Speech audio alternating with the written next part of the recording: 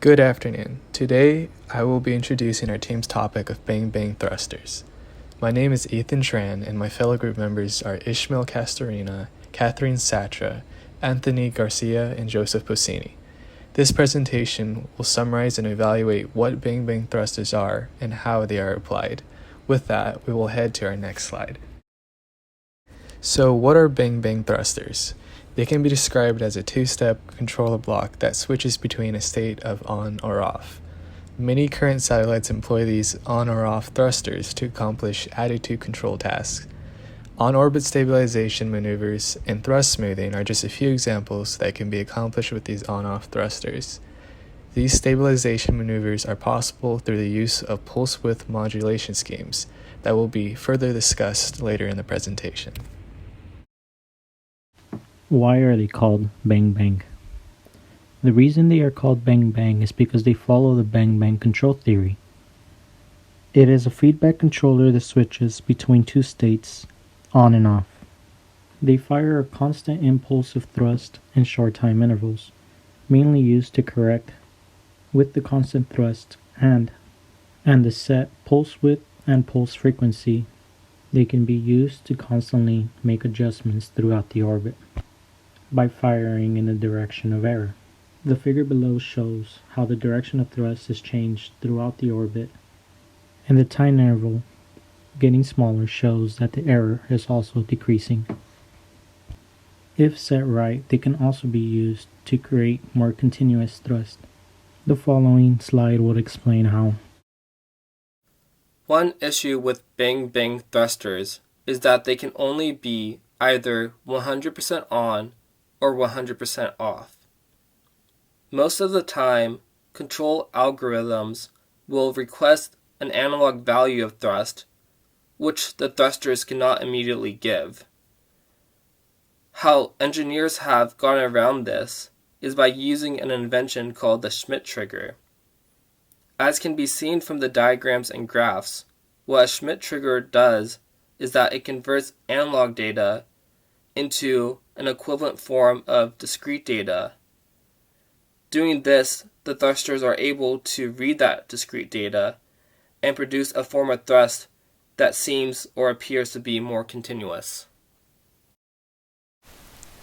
How is pulse width pulse frequency modulation used? PWPF modulation produces a variable average thrust using on-off thrusters producing an approximation of proportional control. The variable average thrust is calculated using the Schmidt trigger, as discussed in the slide before. The response is based on both the sign and magnitude of the error, whereas a bang bang controller only responds based on the sign of the error. It allows the spacecraft to maneuver with nearly no overshoot if enough time is given to complete the maneuver. It completes maneuvers that are smoother in the faceplane compared to a typical bang bang thruster. Smoothness is essential for flexible spacecraft such as one with solar arrays. Abrupt velocity changes can cause excess vibrations in flexible spacecraft. It is typically used for single-axis maneuvers, small angle maneuvers, and large maneuvers. In answering the question, how many thrusters does a spacecraft need?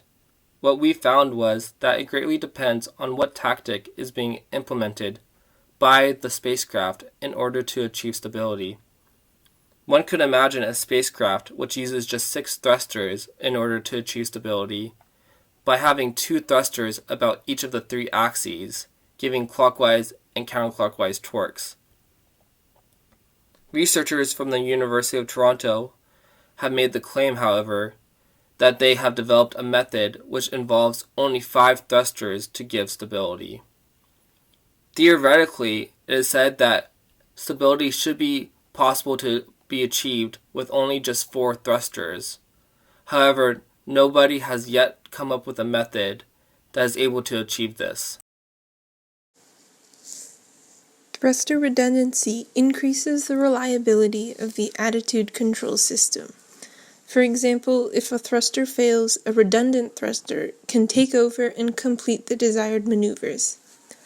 Thruster layout is generally unique to individual spacecrafts, though a common setup is to have 6 thrusters, 2 for each axis, and 6 more redundant thrusters. Sometimes multiple thrusters are grouped and fired together, though this configuration is not always efficient.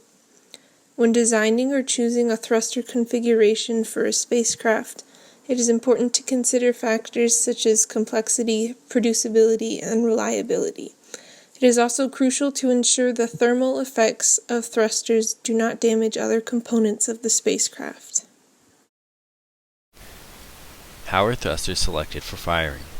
Thrusters are selected to fire through a computer algorithm inside of a control feedback loop, as shown below. The controller sends a signal to the thrust allocation algorithm, which determines which thruster to fire and with what force. This signal is then sent to the thruster, which fires, creating a force and a torque on a satellite. To summarize, bang-bang thrusters are thrusters that switch between the on and off state. They can be used with the Schmidt trigger to provide smooth and continuous thrust. By adjusting the pulse width and the pulse width frequency, modulations can be used to create a variable average thrust. Satellites generally use 6 thrusters, 2 for each axis, with the redundant thrusters to increase reliability. Most of these thrusters are selected for firing through a thrust allocation algorithm in a control feedback loop. The feedback loop adjusts firing depending on which direction it wishes to correct the error. When bang-bang thrusters are featured with a deadband within the frequency, they can be very field efficient for correction errors that are constantly needing of adjusting.